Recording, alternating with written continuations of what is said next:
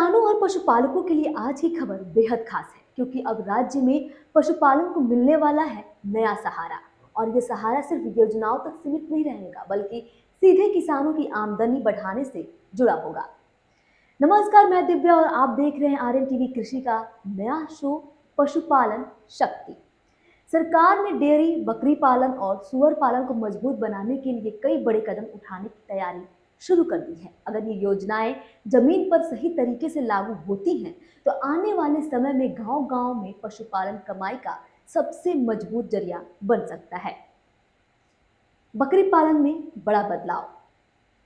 सबसे पहले बात करते हैं बकरी पालन की, क्योंकि छोटे और सीमांत किसानों के लिए यह हमेशा से कम लागत वाला और भरोसेमंद व्यवसाय रहा है। मीडिया रिपोर्ट के मुताबिक बिहार सरकार राज्य में गोट सीमन स्टेशन स्थापित करने जा रही है। इस स्टेशन में उन्नत नस्ल के बकरों का सीमन तैयार किया जाएगा और बकरियों में कृत्रिम गर्भधान करवाया जाएगा। इसका सीधा फायदा क्या होगा, आइए समझते हैं।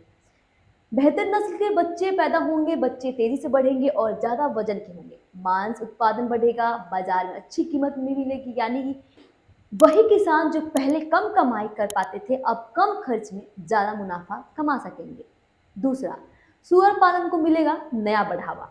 अब बात करते हैं सुअर पालन की। बहुत से किसान इसे छोटा व्यवसाय समझते हैं, लेकिन सच्चाई यह है कि सुअर पालन कम समय में ज्यादा मुनाफा देने वाला काम माना जाता है। इसी को ध्यान में रखते हुए सरकार सुअर प्रजनन अनुसंधान और प्रशिक्षण संस्थान स्थापित करने जा रही है। यह संस्थान किसानों को उन्नत नस्ल की जानकारी देगा, आधुनिक पालन की तकनीक सिखाएगा और साथ में ही सही खान पान, देखभाल और बीमारियों से बचाव की ट्रेनिंग भी देगा। इससे न सिर्फ किसानों की आमदनी बढ़ेगी बल्कि गांवों में नए रोजगार के अवसर भी बनेंगे। तीसरा, डेयरी किसानों के लिए बड़ी तैयारी। अब बात डेयरी सेक्टर की, जो बिहार की ग्रामीण अर्थव्यवस्था की रीढ़ माना जाता है। सरकार हर गांव में सुधरे हुए दूध बिक्री केंद्र खोलने की योजना बना रही है। इससे किसानों को दूध बेचने के लिए दूर शहर या बाजार नहीं जाना पड़ेगा। गांव में ही सही दाम मिलेंगे, समय पर भुगतान होगा और दूध की बिक्री आसान हो जाएगी। इसके अलावा मधेपुरा में 50 किलोमीटर क्षमता वाला शीतक केंद्र भी तैयार किया जा रहा है। इससे दूध खराब होने से बचेगा, भंडारण आसान होगा और डेयरी किसानों का नुकसान कम होगा। कमाई स्थिर और सुरक्षित बनी रहेगी।